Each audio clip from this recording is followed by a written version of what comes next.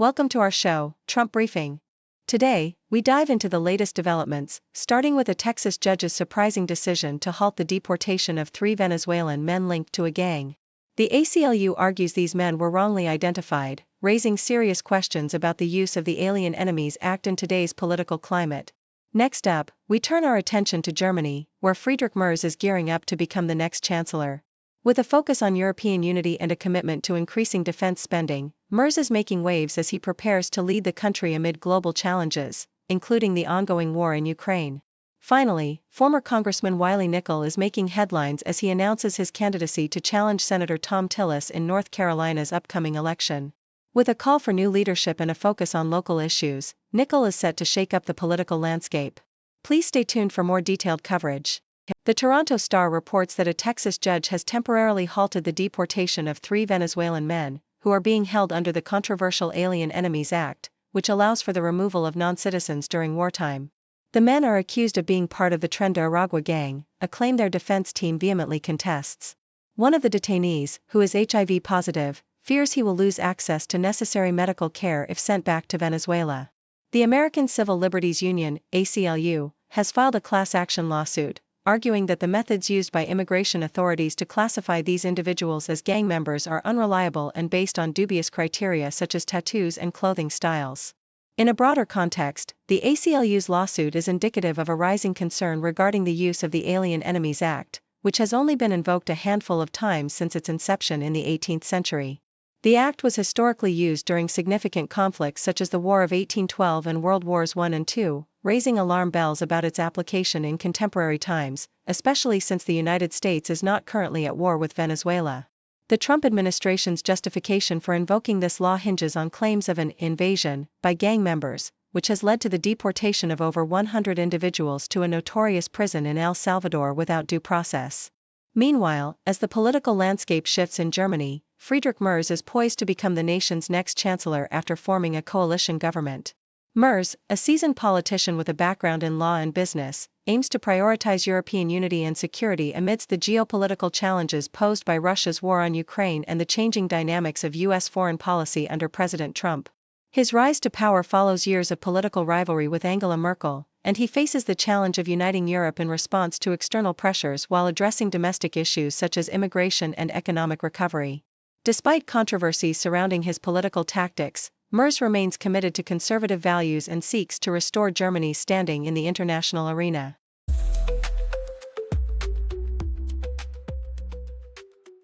The Toronto Star reports that former Democratic U.S. Representative Wiley Nickel has officially announced his candidacy to challenge Republican Senator Thom Tillis in the 2026 elections. Nickel, who previously served in Congress until the end of last year, is positioning himself as a fighter for what's right for our state, criticizing Tillis for his alignment with former President Donald Trump's agenda. Having opted not to run for a second term in the House due to unfavorable redistricting, Nickel has been actively building his profile within Democratic circles, emphasizing his commitment to progressive policies and fundraising for fellow party candidates. He aims to present a new generation of leadership, contrasting sharply with Tillis, who is already gearing up for his re-election campaign. In another piece, the Toronto Star highlights conservative leader Pierre Poilievre's concerns regarding Canada's steel industry, which he claims is under threat from U.S. tariffs and the Liberal government's industrial carbon pricing. Speaking in Sault Ste. Marie, a town deeply tied to the steel sector, Poilievre criticized both U.S. President Trump and Liberal leader Mark Carney for their policies that he believes would harm Canadian steel producers. While the Canadian Steel Producers Association supports the carbon pricing as a means to reduce emissions, Poilievre insists that such measures, combined with existing tariffs, could drive the industry south of the border, leading to potential job losses. His campaign pledges include imposing counter tariffs on the U.S. to safeguard the steel industry.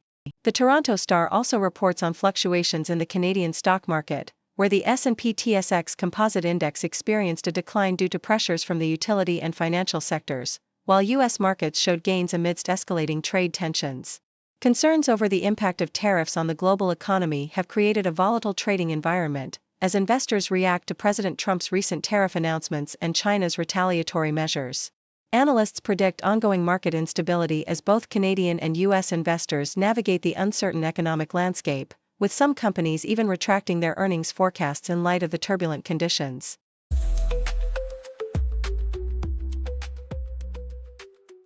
The Toronto Star outlines a dire financial landscape exacerbated by the actions of President Trump, likening his presidency to an arsonist setting fire to the economy.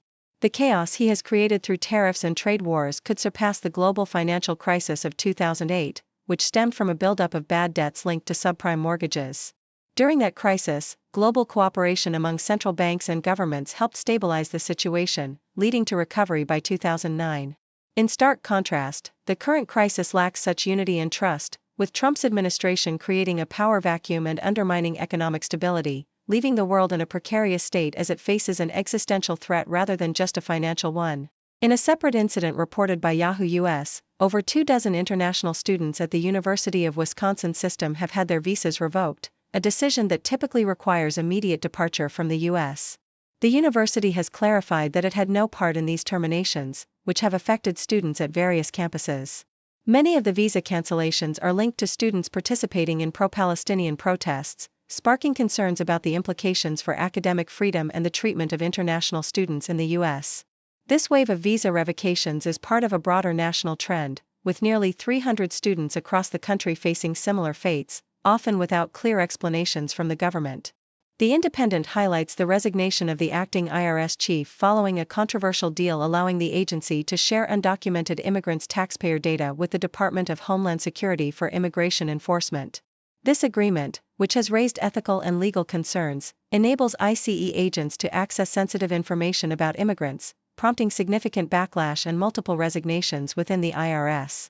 Critics argue that this decision could discourage undocumented immigrants from filing taxes, potentially resulting in substantial losses in federal revenue over the coming years. The ramifications of this data-sharing agreement and its impact on immigrant communities remain uncertain as the Trump administration continues to push for aggressive immigration policies.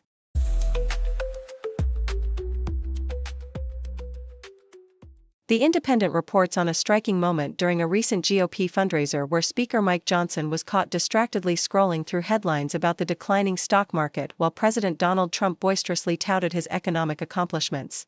Amidst Trump's claims of a successful 100 days and his mockery of world leaders scrambling to negotiate tariffs, Johnson's attention was drawn to the alarming news on his phone, specifically a headline from Drudge Report that read, "Stocks continue plunge." As Trump bragged about his global tariffs, which had triggered retaliatory measures from countries like China, doubts loomed over the Republican fundraising efforts, with some contributors reportedly halting political donations due to the economic turmoil. This juxtaposition of Trump's bravado and Johnson's preoccupation with the grim economic reality paints a vivid picture of the current political landscape and the challenges facing the GOP amidst rising economic uncertainty. Thank you for tuning in. The content above showcases the latest briefing reports and analytical synopses, thoughtfully curated by the 6Do team.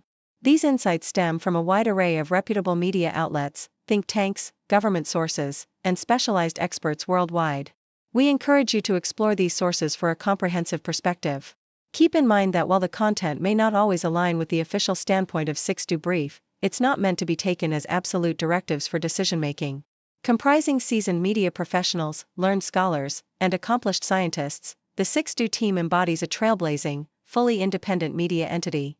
To customize 6Do Brief to meet your professional needs, you have the option to subscribe to a diverse array of briefings on our website, 6dobrief.com. Regardless of your location, you can conveniently receive 6Do Brief via email.